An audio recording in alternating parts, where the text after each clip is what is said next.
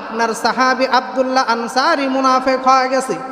আল্লাহর রাসূল সাল্লাল্লাহু আলাইহি ওয়াসাল্লাম বললেন, ও আমার সাহাবারা, কারো বিরুদ্ধে কারো সম্পর্কে না জেনে না বুঝে তার বিরুদ্ধে মন্তব্য করা ঠিক হবে না।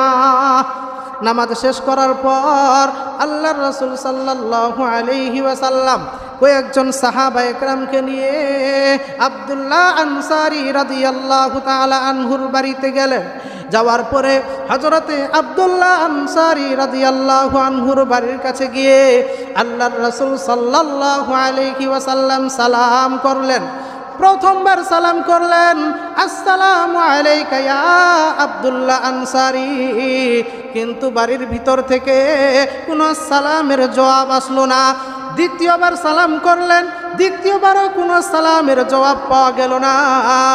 তৃতীয়বার আল্লাহর রাসূল সাল্লাল্লাহু আলাইহি ওয়াসাল্লাম সালাম করলেন, কিন্তু তৃতীয়বারও কোনো সালামের জবাব আসলো না।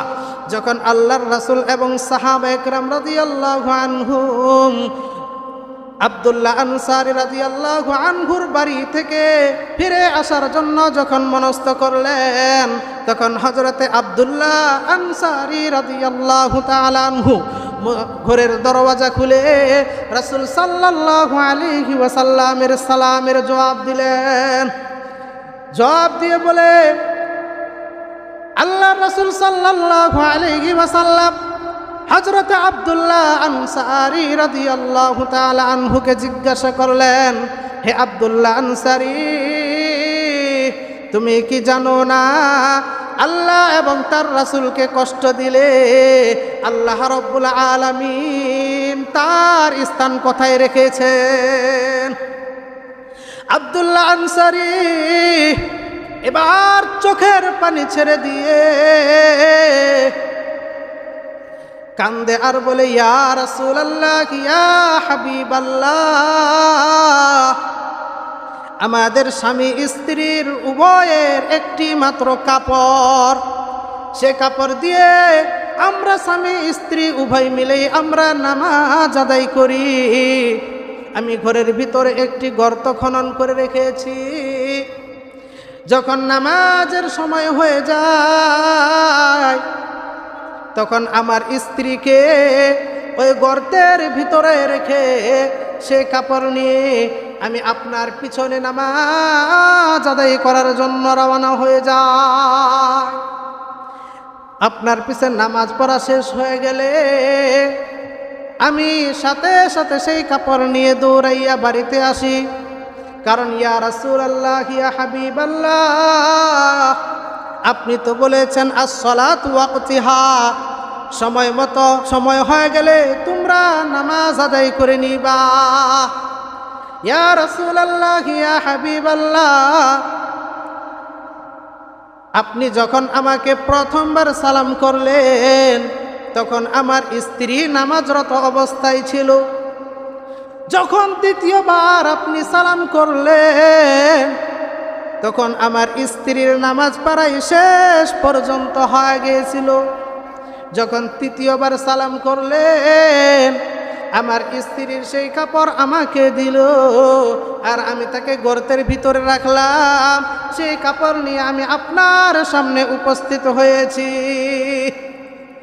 এ কথা শোনার পর আল্লাহর রাসূল সাল্লাল্লাহু আলাইহি ওয়াসাল্লামের চোখ দিয়ে বেয়ে বেয়ে ঝরঝর করে পানি পড়তেছে। আল্লাহর রাসূল কান্দে,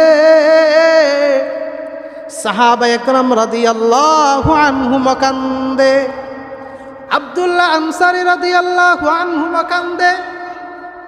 আল্লাহর রাসূল সাল্লাল্লাহু আলাইহি ওয়াসাল্লাম আরো দেখলেন তার বাড়ির ভিতরে বাচ্চাদেরকে শিকল দিয়ে বেঁধে রেখেছেন।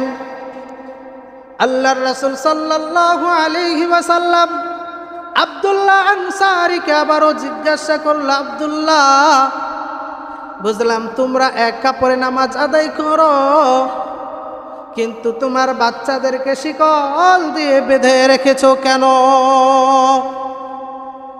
আব্দুল্লাহ আনসারী রাদিয়াল্লাহু আনহু এবার ডাক দিয়ে বলে, ইয়া রাসূলুল্লাহ, ইয়া হাবিবাল্লাহ, আমি আমার বাচ্চাদেরকে এই জন্য শিকল দিয়ে বেঁধে রেখেছি। এই যে দেখা যায় সামনে ইহুদির 2টা গাছ, খেজুর গাছ রয়েছে। বাচ্চারা তো মাসুম বাচ্চা, না বুঝে না শুনে সেই খেজুরগুলো তারা মুখে ঢুকিয়ে সেই খেজুরগুলো খাওয়ার জন্য তারা চেষ্টা করে। আর আপনি তো বলেছেন লা তাদখুলুল জান্নাতা জাসাদুন গুযিয়া বিল হারাম, হারাম ভক্ষণকারীর শরীর জান্নাতে যাবে না, বেহেশতে প্রবেশ করবে না। সেজন্য যেন হারাম থেকে বাঁচতে পারে, এই জন্য আমি আমার 2 বাচ্চাকে শিকল দিয়ে বেঁধে রেখেছি। আল্লাহর রাসূল সাল্লাল্লাহু আলাইহি ওয়াসাল্লাম আব্দুল্লাহ আনসারী রাদিয়াল্লাহু তাআলা আনহুর হাত ধরে মসজিদের নববীতে নিয়ে গেলেন। যাওয়ার পরে আল্লাহর রাসূল সাল্লাল্লাহু আলাইহি ওয়াসাল্লাম ঘোষণা করলেন, ও আমার সাহাবারা, তোমরা কি জান্নাতি ব্যক্তিকে দেখতে চাও? সাহাবা একরাম রাদিয়াল্লাহু আনহুম বলেন, ইয়া রাসূলুল্লাহ, অবশ্যই আমরা দেখতে চাই, দেখলে তো ভালোই হতো। আল্লাহর রাসূল বললেন, ও আমার সাহাবারা, এই যে আব্দুল্লাহ আনসারীকে দেখে নাও, উনি হলো জান্নাতি ব্যক্তি। বলেন সুবহানাল্লাহ। जन्नत में मकान अपने बनाते हैं नमाजी, जन्नत में मकान अपने बनाते हैं नमाजी, मस्जिद में बड़े शौक़ से जाते हैं नमाजी। जन्नत में मकान अपने बनाते हैं नमाजी, मस्जिद में बड़े शौक़ से जाते हैं नमाजी। माबूद भी खुश होते हैं महबूब भी राजी, माबूद भी खुश होते हैं महबूब भी राजी, सजदे के लिए सर जो झुकाते हैं नमाजी, सजदे के लिए सर जो झुकाते हैं नमाजी।